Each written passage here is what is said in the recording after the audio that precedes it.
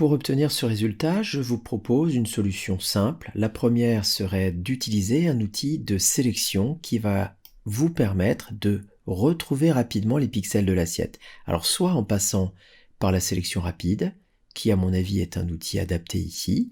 Il me suffirait à ce moment-là de cliquer dans le pinceau numéro 1 ici, de vérifier que la taille de l'outil est adaptée à la zone que je souhaite sélectionner, c'est-à-dire ni trop petit ni trop grand, et je vais commencer à peindre en quelque sorte, à barbouiller la zone sur laquelle je veux effectuer ma sélection. Donc l'idée c'est d'y aller doucement. Si jamais vous faites une bêtise, vous avez toujours la possibilité d'utiliser le raccourci CTRL-Z pour éventuellement revenir une séquence en arrière. Et vous voyez, je fais attention de bien prendre en compte la figue. Ça, c'est la proposition la plus simple que je pourrais vous faire.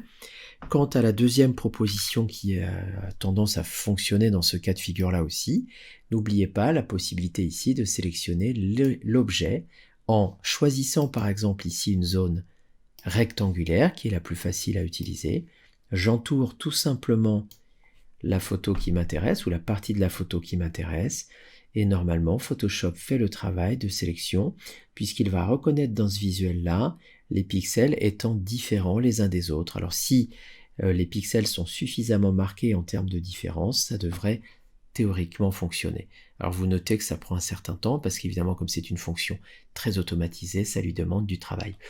Dernière étape, je n'ai plus qu'à demander dans Images Réglages un réglage de teinte saturation et souvenez-vous que si vous augmentez la saturation, eh bien naturellement les couleurs vont être de plus en plus vives, mais si au contraire vous réduisez quasiment à fond la saturation, eh bien vous allez obtenir un rendu noir et blanc très simple. Alors bien sûr il y a d'autres techniques pour arriver à ce résultat-là, mais c'est une proposition qui tient à peu près la route. Donc voilà la solution que je vous aurais préconisée pour réaliser cet exercice.